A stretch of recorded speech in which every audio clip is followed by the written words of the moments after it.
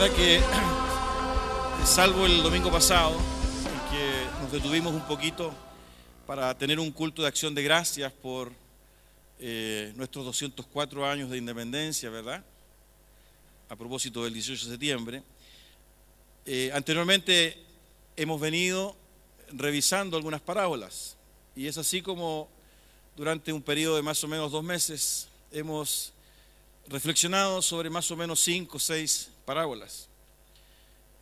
Algunas de ellas estuvieron focalizadas en la última semana de Jesús en Jerusalén, antes de ser arrestado y de sufrir la muerte y la crucifixión, y posteriormente su resurrección y ascensión, ¿no? ¿Se acuerdan que fueron 3 parábolas, por ejemplo, orientadas a los religiosos, y después 2 parábolas más orientadas a sus discípulos? Una de ellas anunciando su regreso, y la otra, ¿verdad?, con esta evaluación que va a hacer Jesús a su regreso de los talentos que Él ha entregado.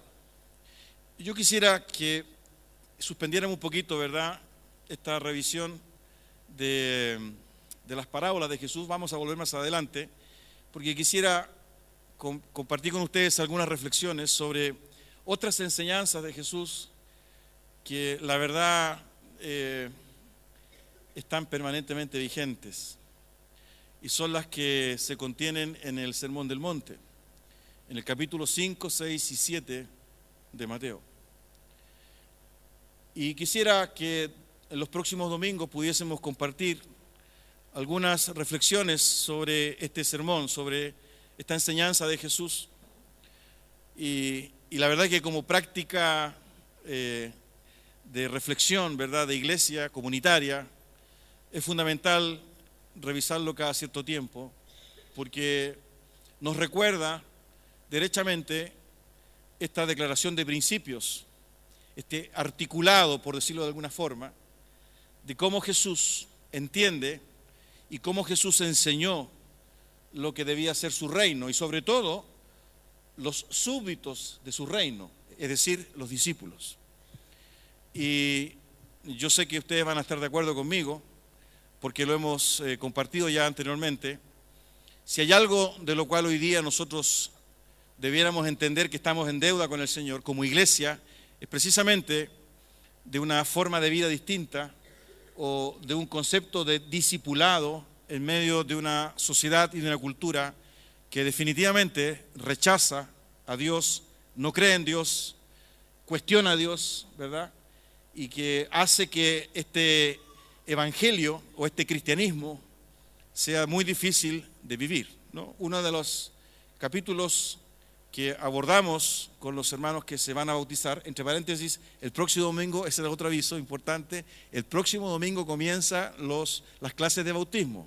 El próximo domingo a las 9 de la mañana comenzamos con las clases de bautismo. Yo sé, hay como 5 o 6 personas que se inscribieron. Por favor, regístrenlo. Tienen que hacer un sacrificio durante 5 o 6 domingos, ¿no? Sacrificio entre comillas, porque a las 9, pero es importante que vengan, ¿no? Así que yo sé que aquí hay algunos, anótenlo, regístrenlo en su agenda, a contar del próximo domingo. Cierra paréntesis. Uno de los tópicos que abordamos en las clases de bautismo es precisamente la vida cristiana como lucha, ¿no? Estamos en la lucha. Hay alguien que tiene esa frase, estamos en la lucha, ¿no? Y precisamente de alguna forma describe el desafío de vivir un cristianismo y un evangelio en medio de una sociedad y una cultura agnóstica, atea, que se ha definido algunas veces como humanista, incluso humanista cristiana, occidental, pero desde la perspectiva cultural.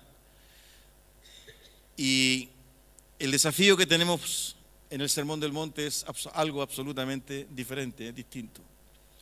Por consiguiente, yo les quiero animar que no dejen de venir.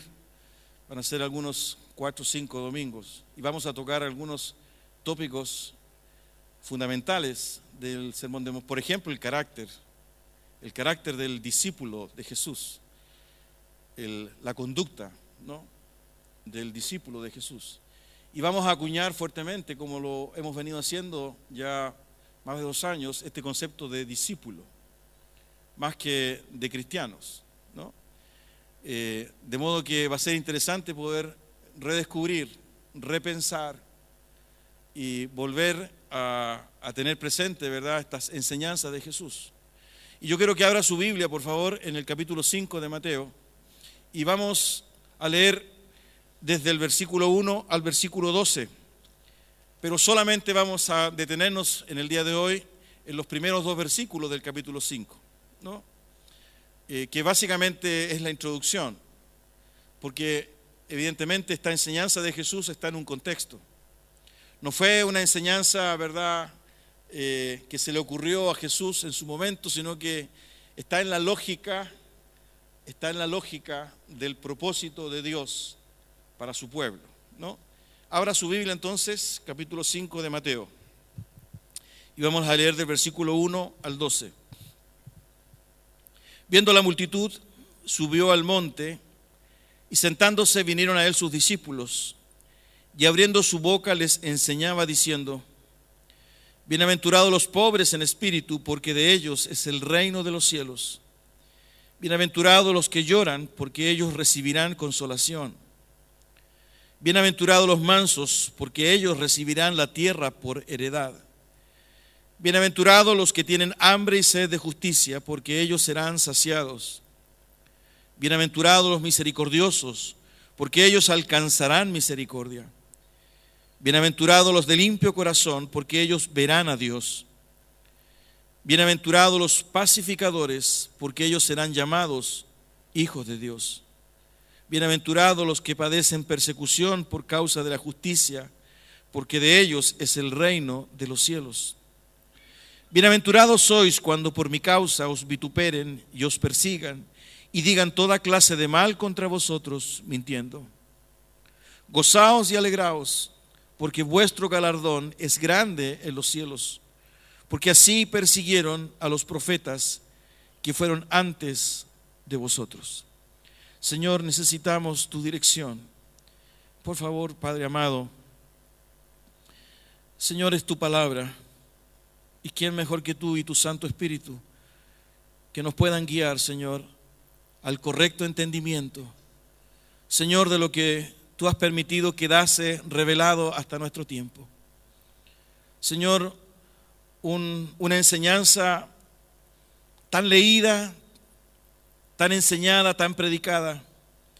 Sin embargo, Señor, pareciera que cada vez es más pertinente, cada vez, Señor, es más desafiante. Hoy un grupo de tus hijos e hijas, Señor, en este lugar de Santiago, Señor, nos adentramos en ella y necesitamos tu dirección, Padre Santo. Sobre todo en la humildad de un corazón, Señor, que quiere escuchar, que quiere aprender, que quiere entender. Tú sabes en la condición que nos encontramos hoy y lo que estamos viviendo. Para ti, Señor bendito, en absoluto es desconocido. Y tu palabra dice que está todo bajo tu control. Señor, y en esa convicción entendemos, porque también sabemos que eres un Dios de propósito, de que hay algo para cada uno de nosotros hoy en esta mañana al escuchar tu palabra. Señor, abre nuestra mente, abre nuestro corazón, en nombre de Jesús, para poder entender, Señor, eso que tú estás escribiendo en nuestra vida. Gracias, Padre Santo, por estar aquí. Que nada ni nadie distraiga, interrumpa, estorbe, dificulte, Señor, la exposición, la lectura, la meditación de tu palabra. Gracias, Señor. Bendito sea tu nombre, porque sabemos que ya lo estás haciendo. Oramos en el nombre de Jesús. Amén. Queridos, bueno, lo que acabamos de leer son las bienaventuranzas, ¿no? Son 8 bienaventuranzas y vamos a comenzar a hablar de ellas de manera un poquito más detalladas el próximo domingo. Lo que hoy día quiero compartir con ustedes básicamente es, y a modo de introducción, es lo que se señala en los primeros 2 versículos y de alguna forma hilarlo, ¿verdad? Como decía hace un momento, con este propósito de Dios a través del tiempo para su pueblo. Si usted se fija, el Evangelio de Mateo contextualiza o circunscribe, mejor dicho, esta enseñanza, ¿verdad?, en un lugar del monte, ¿verdad?, entre Jesús y sus discípulos, ¿no?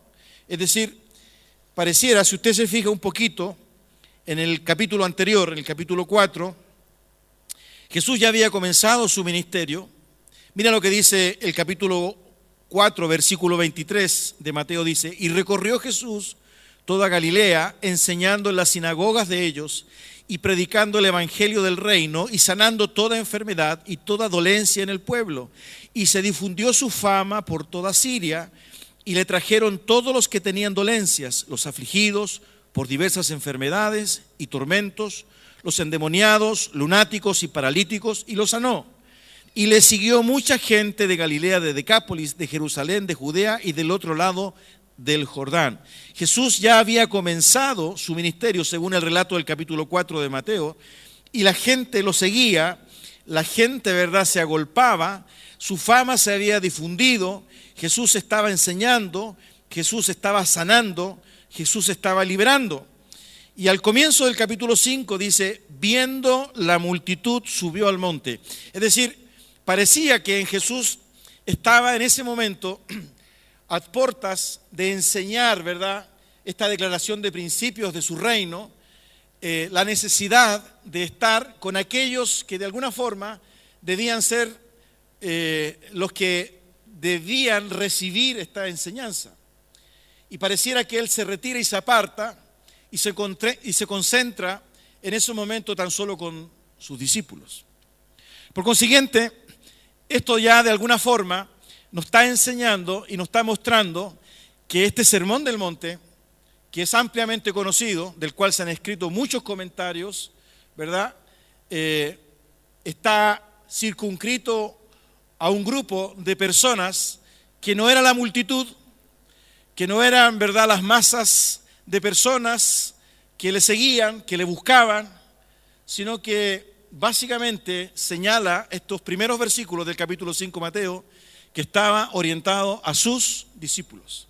Fíjense que es interesante porque de alguna forma esto nos va a ayudar a entender el propósito, ¿verdad?, de estas enseñanzas. Subió al monte y sentándose vinieron a él sus discípulos. Sus discípulos eran 12. Eran 12. Y interesante porque fíjense que el Evangelio de Mateo es un evangelio que de alguna forma enlaza la simbología y las convicciones judías, ¿verdad?, con las enseñanzas de Jesús. El Evangelio de Mateo se cree, ¿verdad?, que es escrito en una comunidad precisamente donde había mucha influencia judía. Por eso que aparecen, ¿verdad?, algunos elementos característicos de la cosmovisión judía, por ejemplo, el monte.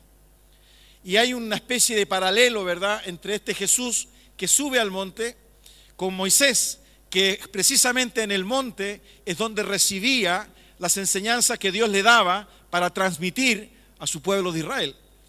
Pero en esta ocasión, ¿verdad?, uno puede apreciar que metafóricamente o simbólicamente estos 12 hombres representan, pareciera, a un nuevo Israel, porque cada uno de ellos pareciera ser cada tribu de Israel. Ustedes saben que Israel tenía 12 tribus.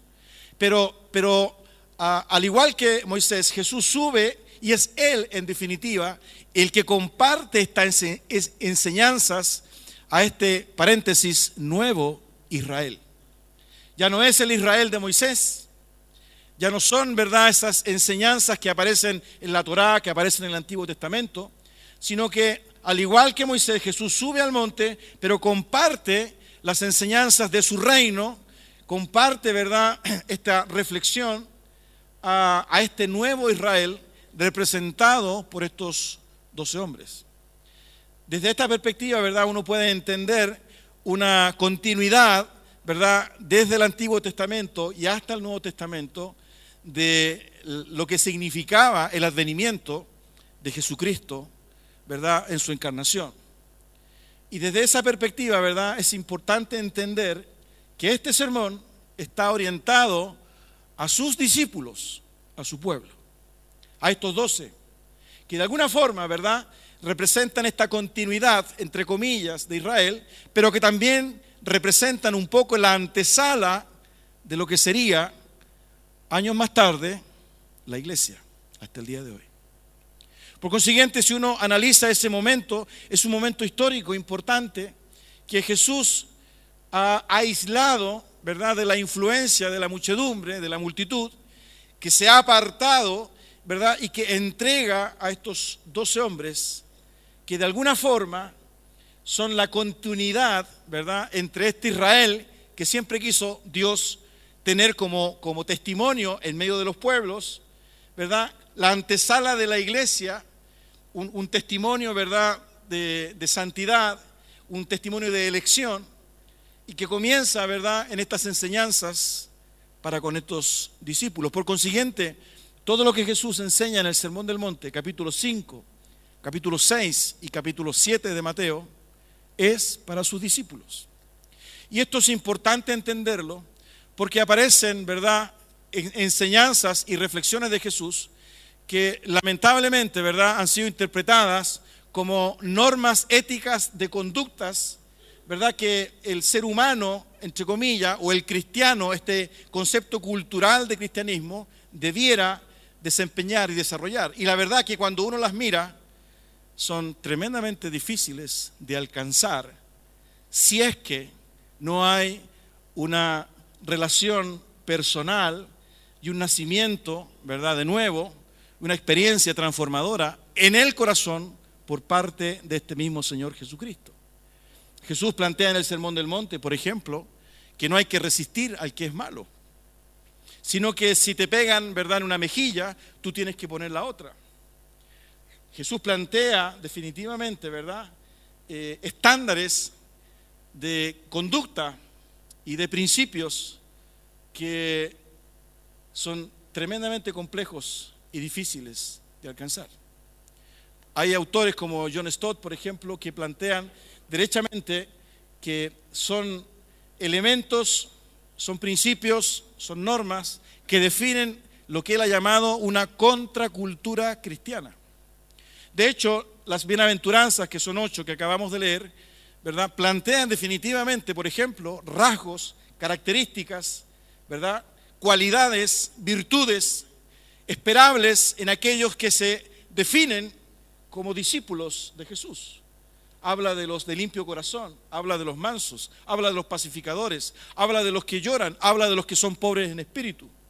Por consiguiente, ¿verdad?, desde una perspectiva meramente humana, evidentemente, que pareciera ser, ¿verdad?, un ideal tremendamente imposible de alcanzar. Por consiguiente, ¿verdad?, cuando el hombre se ha aproximado tratando, ¿verdad?, de entender estas enseñanzas de Jesús como meramente normas éticas, evidentemente que se provoca una crisis enorme y es imposible alcanzarlo.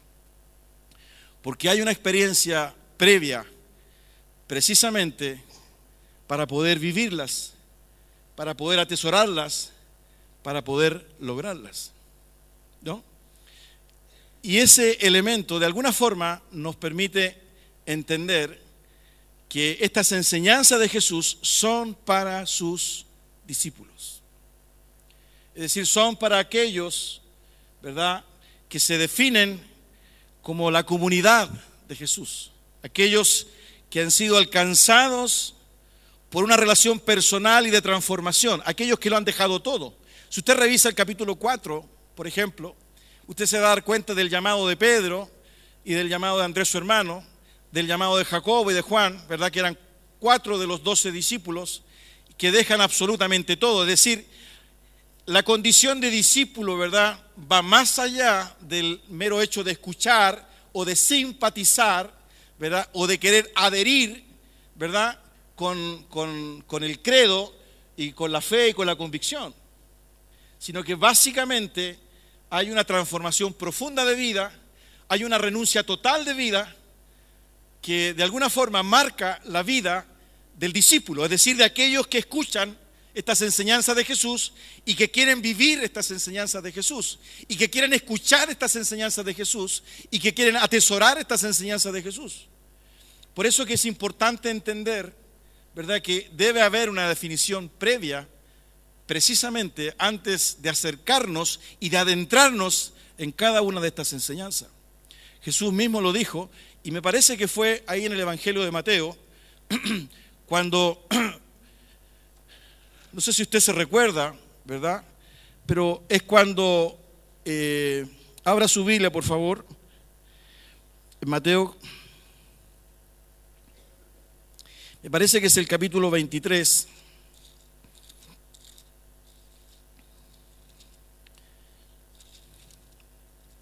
O más adelante.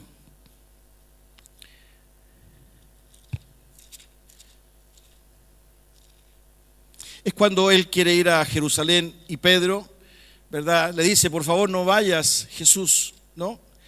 En esa oportunidad, Jesús habla de que aquel que quiera ir en pos de él, debe ¿qué? Negarse a sí mismo, tomar su cruz y seguirle, ¿no? Esa enseñanza nos habla derechamente del costo que significaba el ser discípulo de Jesús. Es decir, no era, ¿verdad?, una simpatía, ¿verdad?, por las ideas, sino que definitivamente implicaba el costo de tener que renunciar a la vida. No lo encuentro en este momento, seguramente alguno de ustedes ya lo encontró, ¿no? ¿Perdón? Gracias, hermano mío. Mateo 16, efectivamente, versículo 24, lo tenía aquí adelante, gracias. Dice, entonces Jesús dijo a sus discípulos, Mateo 16, 24, si alguno quiere venir en pos de mí, niéguese a sí mismo y tome su cruz y sígame.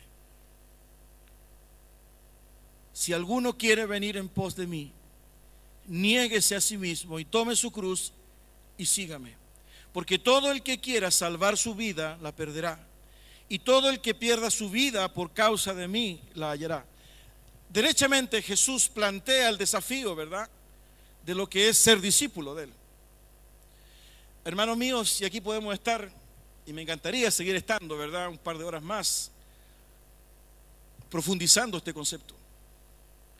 Porque de alguna forma el Sermón del Monte, que debiera ser entendido por la iglesia, vivido por la iglesia, testificada por la iglesia, debiera producir o debiera haber producido, ¿verdad?, en nuestra sociedad, en nuestra cultura, un impacto profundo. Y no lo que lamentablemente muchas veces hoy día escuchamos, ¿verdad?, opiniones de aquellos que miran a la iglesia con sospecha. No estoy hablando de la iglesia institucional, porque pareciera ser que de alguna forma las enseñanzas de Jesús se han entendido, como lo dije hace un momento, en el plano de lo ético. Pero Él está hablando de negarse, Él está hablando de morir, Él está hablando de tomar su cruz y de seguirle. Por consiguiente, estas enseñanzas del Sermón del Monte están orientadas a ese tipo de personas. No es la cultura occidental, no es para aquellos que nacieron en hogares cristianos, los que de alguna forma, ¿verdad?, expresan, bueno, yo nací en un hogar evangélico, a mí me enseñaron, o yo nací en un hogar católico, ¿verdad?, y siempre supe que Dios existía, nunca lo he cuestionado. No está hablando de eso. Está hablando, ¿verdad?, de aquellos que se niegan a sí mismos, de aquellos que quieren vivir la experiencia de Jesús, tomar la cruz de Jesús, seguir a Jesús, y que transforman sus vidas, ¿verdad?, en algo poderoso, distinto, diferente. Como decía Juan Stott, o John Stott, que suena más elegante, ¿verdad?, la contracultura cristiana.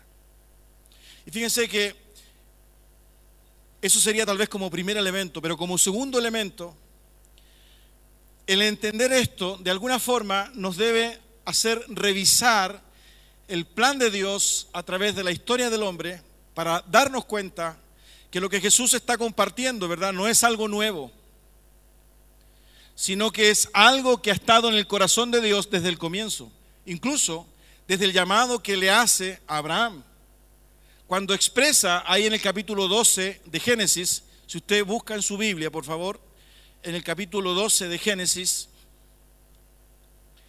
el deseo de Dios, ¿verdad?, a través de una comunidad, a través de un pueblo, bendecir la tierra. En Génesis capítulo 12, del versículo 1 al 3, dice: pero Jehová había dicho a Abraham: vete de tu tierra y de tu parentela y de la casa de tu padre a la tierra que te mostraré, y haré de ti una nación grande, y te bendeciré y engrandeceré tu nombre, y serás bendición. Bendeciré a los que te bendijeren, y a los que te maldijeren maldeciré, y serán benditas en ti todas las familias de la tierra. Dios ya está hablando, ¿verdad?, de la creación, ¿verdad?, de la elección de una comunidad, pero una comunidad, ¿verdad?, que debía ser de bendición para el resto de las familias de la tierra.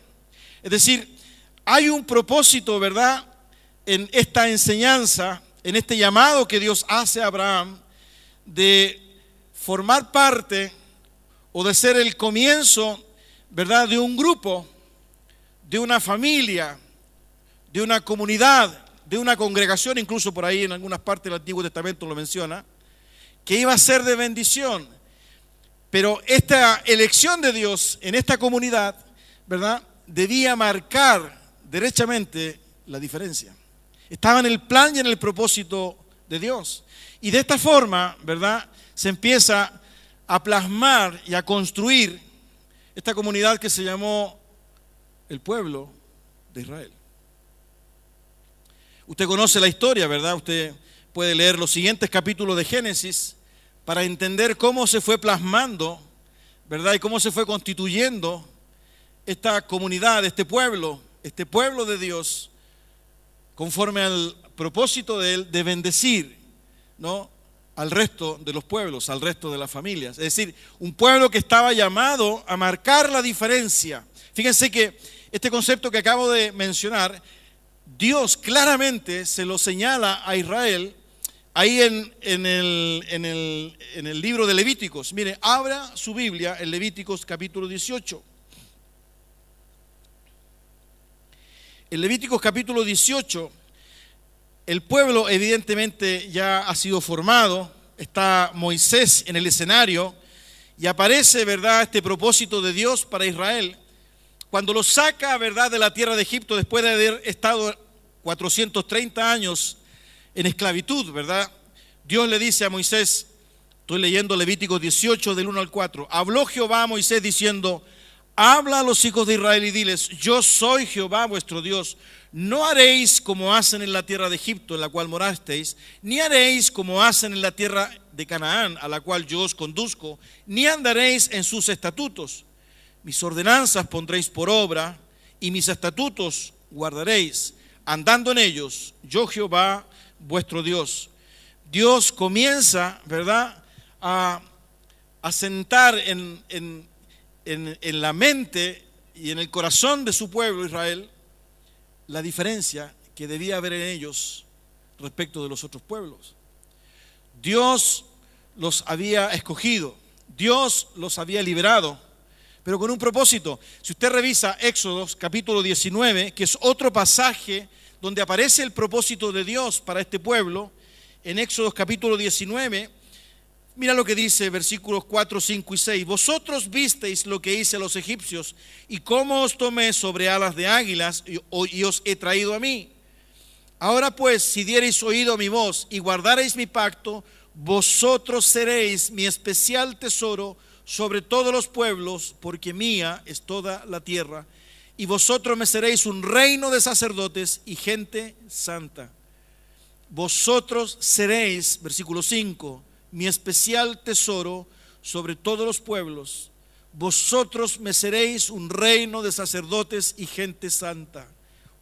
Un pueblo, un especial tesoro, un reino de sacerdotes y gente santa. Es decir, Dios comienza desde el Antiguo Testamento a construir, ¿verdad?, esta comunidad llamada, ¿verdad?, a habitar, llamada a testificar, llamada a vivir una experiencia distinta en medio de todas las otras naciones, en medio de todos los otros pueblos.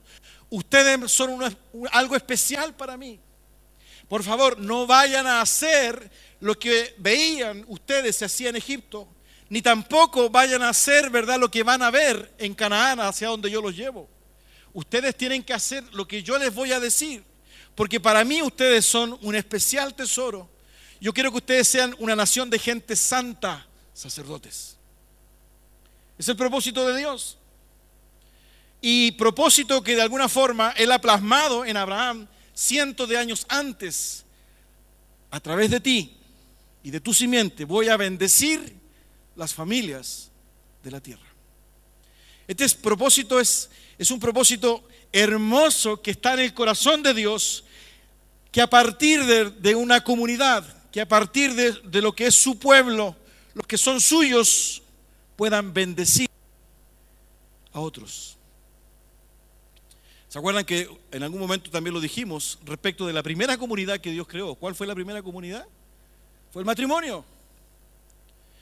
Y ahí en el capítulo 1 de Génesis, Dios bendice a esta comunidad y les manda multiplicarse, les manda enseñorear, les manda sojuzgar. Es decir, este par, esta pareja que Dios crea, que Dios inventa, ahí en el capítulo 1 y 2 de Génesis, también está en este propósito de Dios de bendecir, de ir más allá, ¿verdad?, de su propia realidad como pareja, como matrimonio, sino ser capaz, ¿verdad?, de enseñorear, de sojuzgar, de administrar, ¿verdad?, de gestionar la creación.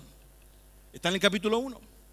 Si usted se fija que hay un principio, es decir, un grupo llamado, amado, enseñado a testificar, a dar testimonio, a vivir una experiencia en medio, ¿verdad?, en medio de un contexto que rechaza a Dios, en medio de un contexto que necesita de Dios, más que rechaza, que necesita de Dios, en medio de una realidad, ¿verdad?, que clama por la reconciliación y por la restauración. Y en el caso de Israel, ese fue el propósito de Dios, os he puesto en medio de las naciones. Pero conocemos nosotros la historia de Israel, ¿no es cierto? Israel no obedeció.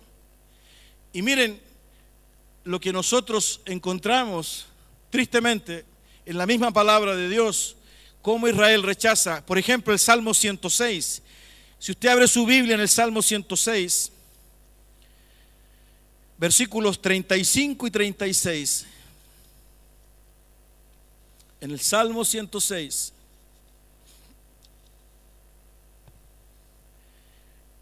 versículos 35 y 36.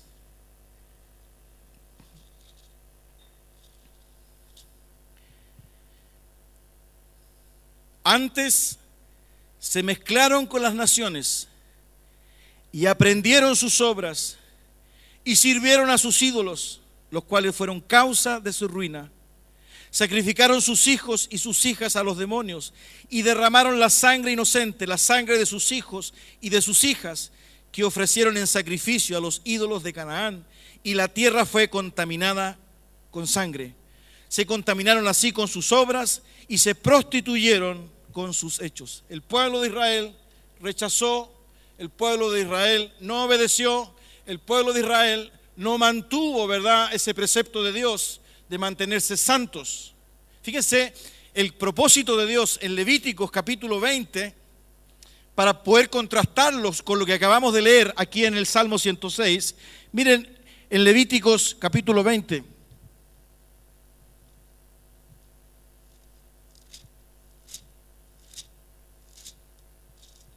Versículos 26.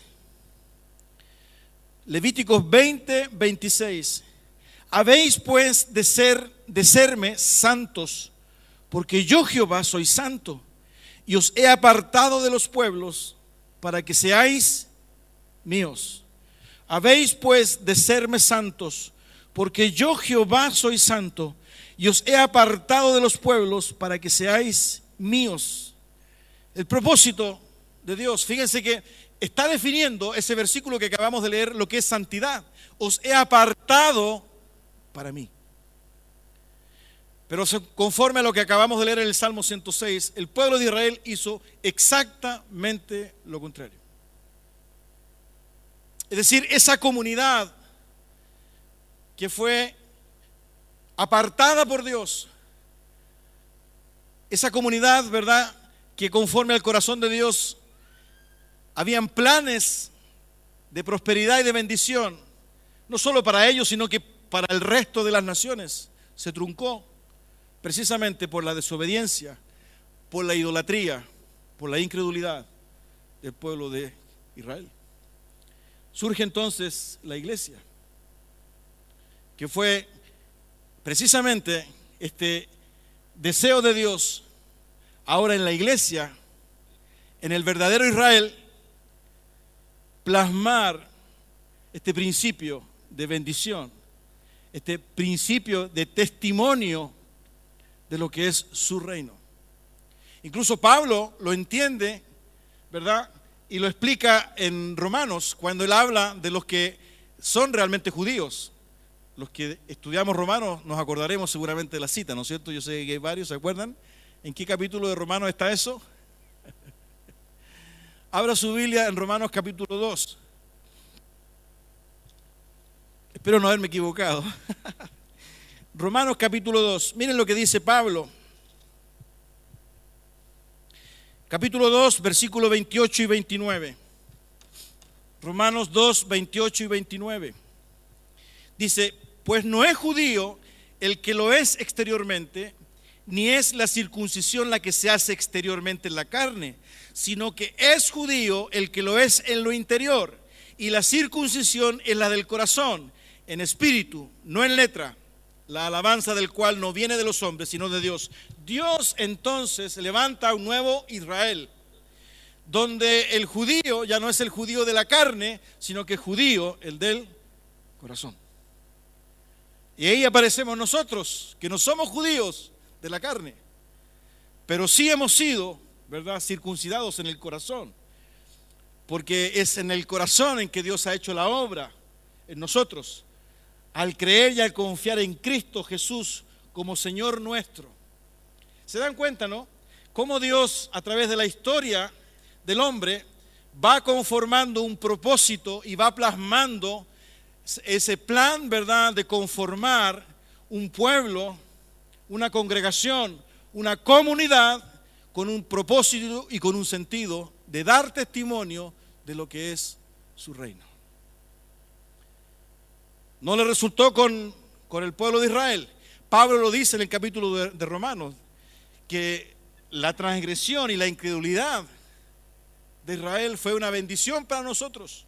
¿Se acuerdan la parábola del banquete, no?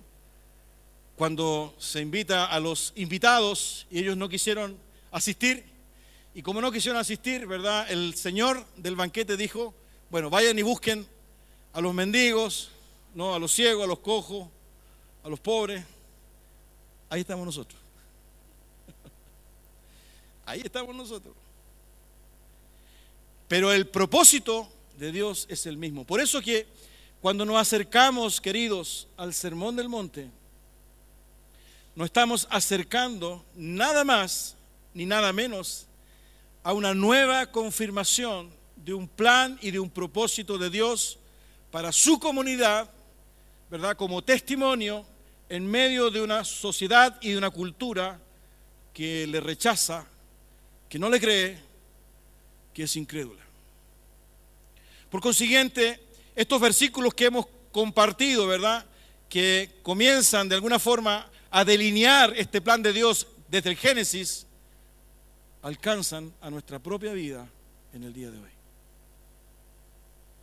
Es decir, el Sermón del Monte no fue una enseñanza de Jesús para esos 12 hombres, ¿verdad?, que no entendían mucho lo que Él les enseñaba, porque no eran hombres preparados, no eran hombres estudiosos, habían pescadores, había un recaudador de impuestos, había uno que incluso era medio guerrillero, ¿se acuerdan? Simón el Celote.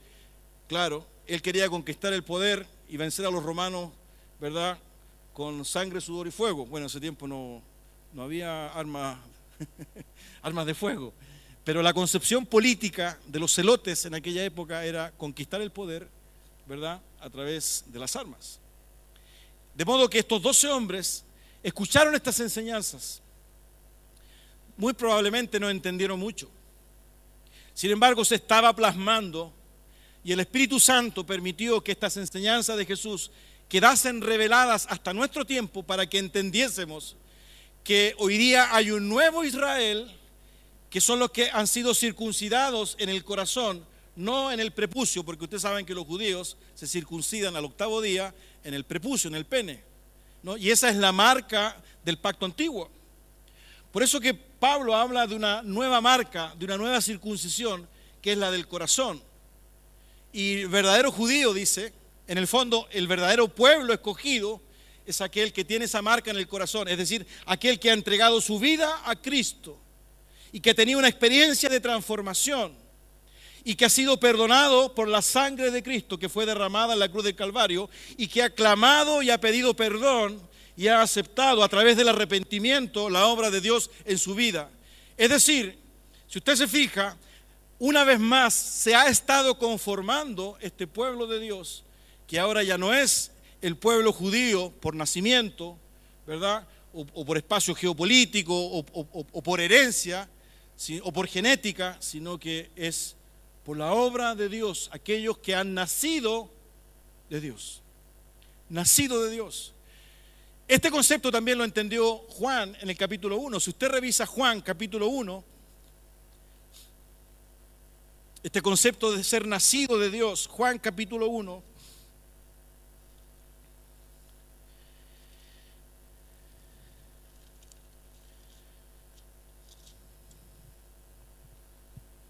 versículo 12 y 13. Juan 1, 12 y 13. Mas a todos los que le recibieron, a los que creen en su nombre, les dio potestad de ser hechos hijos de Dios, los cuales, escuche bien, no son engendrados de sangre, ni de voluntad de carne, ni de voluntad de varón, sino de Dios. Este es un nuevo pueblo, es un nuevo pueblo de Israel, nuevos judíos que han sido nacidos y engendrados por Dios. Ya no hay voluntad humana, no hay sangre, no hay carne, no hay genética, no hay genealogía, sino que es la obra de Cristo en el corazón de aquellos que le recibieron, que creyeron y se entregaron.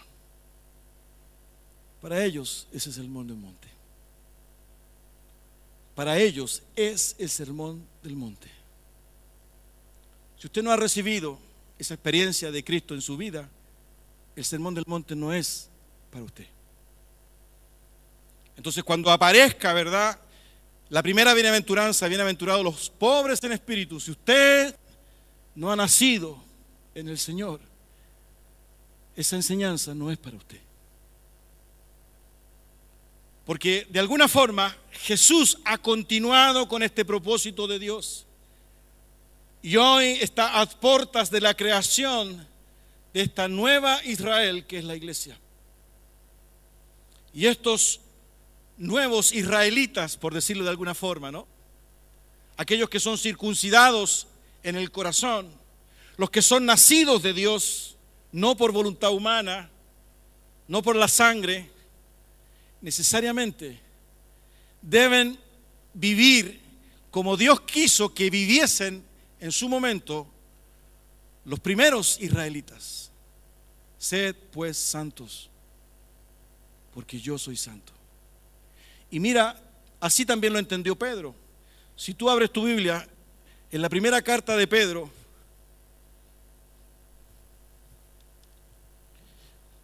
por favor, anda a la primera carta de Pedro, capítulo 1.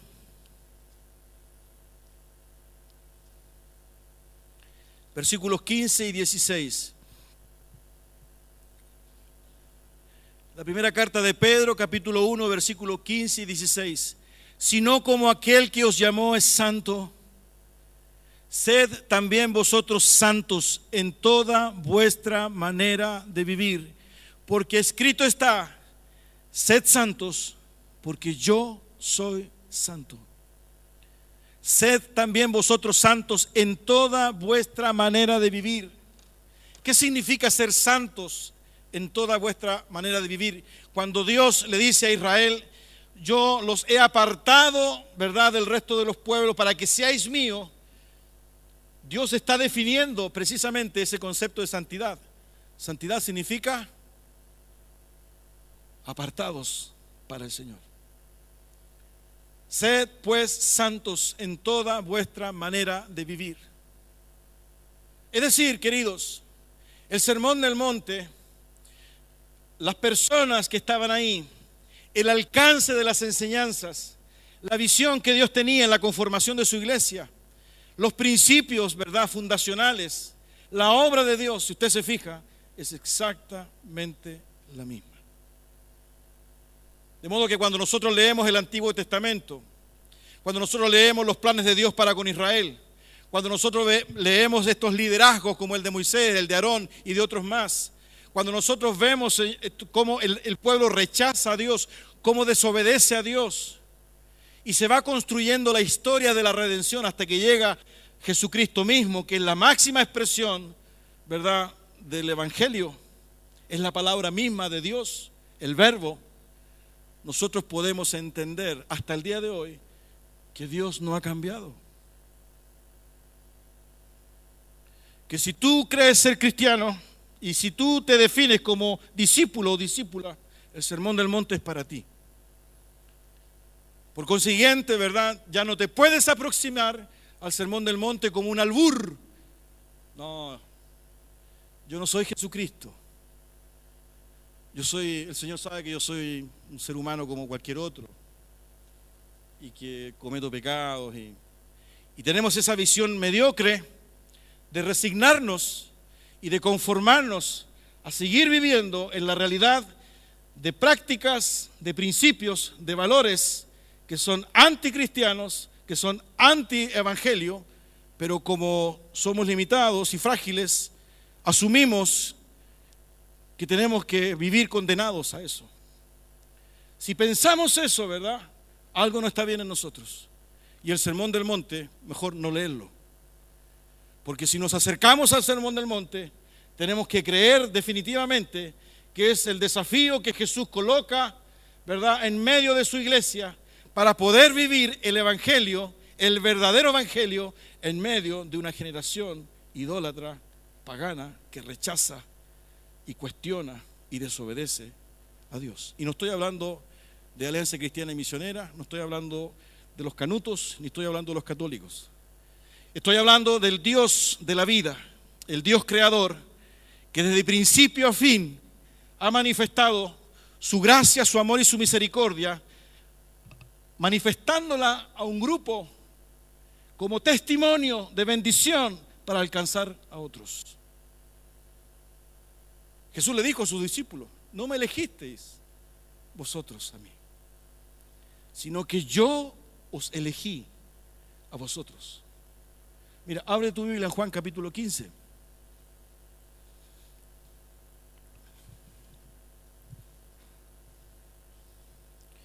Por favor, Juan capítulo 15, versículo 16.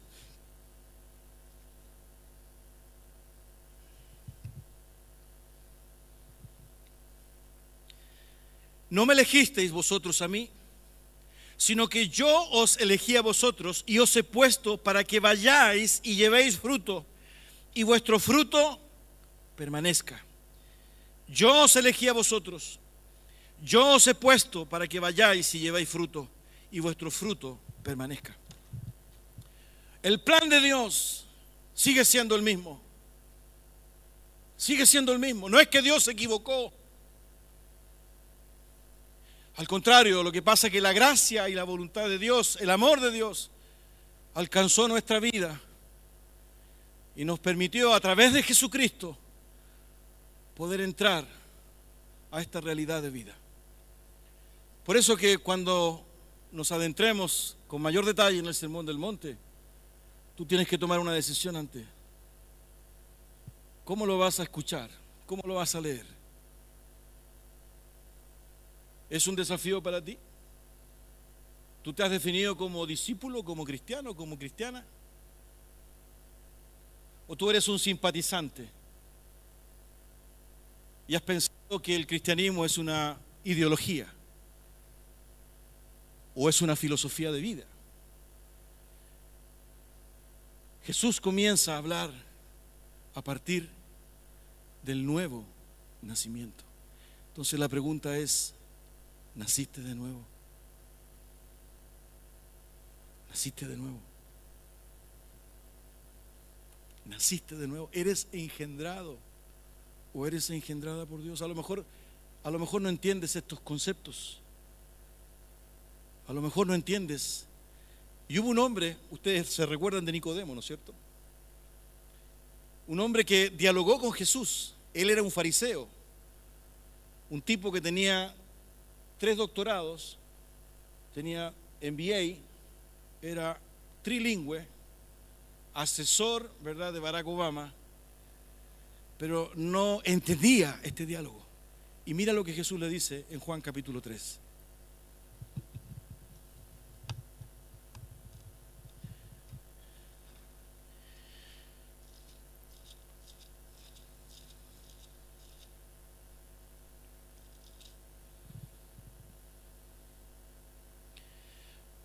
Juan capítulo 3. Había un hombre de los fariseos que se llamaba Nicodemo, un principal entre los judíos.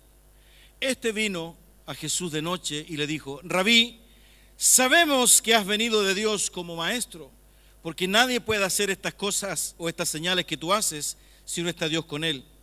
Respondió Jesús y le dijo: de cierto te digo, que el que no naciere de nuevo no puede ver el reino de Dios. El que no naciere de nuevo no puede ver el reino de Dios. Nicodemo le dijo: ¿cómo puede un hombre nacer siendo viejo? ¿Puede acaso entrar por segunda vez en el vientre de su madre y nacer?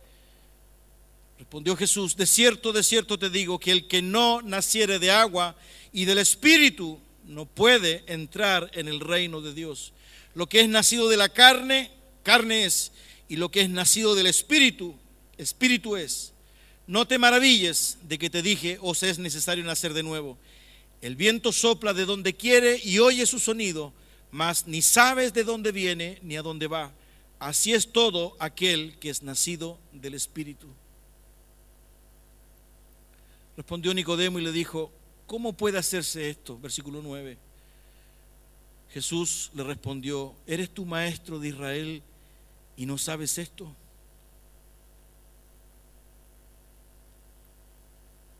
De cierto te digo, que lo que sabemos hablamos, y lo que hemos visto testificamos, y no recibís nuestro testimonio. Si os he dicho cosas terrenales y no creéis, ¿cómo creeréis si os dijere las celestiales? Versículo 14.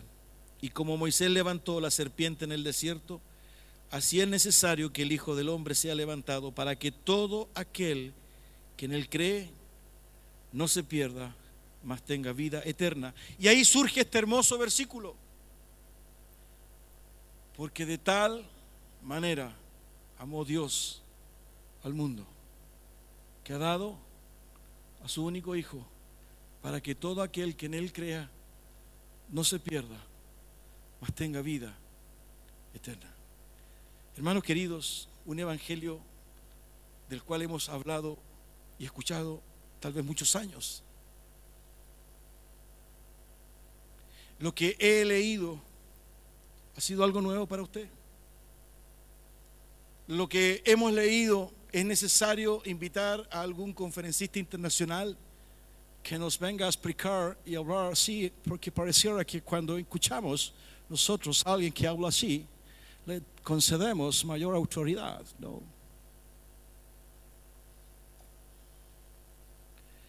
Entonces, ¿qué pasa en nuestra vida? ¿Qué sucede en nuestra vida cuando Jesús nos muestra su sermón? Queridos, de esto se trata. De esto se trata. Bienaventurados los que lloran. Vamos a ver ¿Quiénes son los que lloran? Bienaventurados los de limpio corazón, bienaventurados los pacificadores. ¿Quiénes son los pacificadores? Son los que reconcilian, los que construyen puentes, los que buscan el entendimiento. Bienaventurados los mansos. ¿Quiénes son los mansos? Los humildes. Y si tenemos todo tan claro, hermanos, ¿qué pasa con la iglesia? Por eso que el Sermón del Monte permanentemente es un desafío para nuestra vida. No para salir a la calle con pancartas, ¿verdad? Como a veces creemos. La marcha para Jesús y salimos a la calle. Eso está bien, está bien. Sino que tiene que ver, ¿verdad?, con una de las enseñanzas de Jesús, sal y luz. Ahí en tu matrimonio, ahí en tu familia, con tus hijos, ahí en tus negocios. Luz, ahí con tus vecinos, ahí, ¿verdad?, con tu cuñado, con tu suegra, ahí con tu nieto. Sal y luz. Este Dios que se hace hombre y que se junta con sus discípulos, les comparte tiernamente lo que deben ser sus vidas en medio de una generación. Jesús lo dijo, no lo digo yo, en medio de una generación de víboras. El reino de los cielos es para los pobres en espíritus. El ver a Dios es para los de limpio corazón. De la boca de los niños y de los que maman, Él fundó la fortaleza. Y para poder entrar a su reino hay que ser como niño. Queridos, ¿qué no hemos entendido? Por eso que el Sermón del Monte es un desafío mayor. Y por la gracia de Dios vamos a volver las veces que sea necesario. Porque orábamos, cantábamos, adorábamos, nos emocionábamos hace un momento. Pero si usted está participando, si usted está adhiriendo, si usted se está comprometiendo, si usted se considera parte de esta comunidad que se llama en este momento Iglesia Cordillera, mañana puede que tenga otro nombre, puede que haya otro pastor, eso da lo mismo. Pero si usted en su servicio y en su devoción al Señor, en su compromiso, ha creído que Dios le ha traído hasta este lugar, es precisamente bajo esta enseñanza transversal que encontramos en la Biblia, que usted sea luz, que usted se incorpore, que usted sirva, no solo en esta iglesia, sino que también en su hogar, en su familia. No solo, ¿verdad?, en su hogar y su familia y su iglesia, sino que también en su trabajo, en su vecindario. Sí y solo sí, sí y solo sí, usted ha nacido de nuevo. Porque si usted ha nacido de nuevo, este sermón, que el Señor tenga misericordia. A nosotros les voy a invitar que incline su cabeza y cierre sus ojos.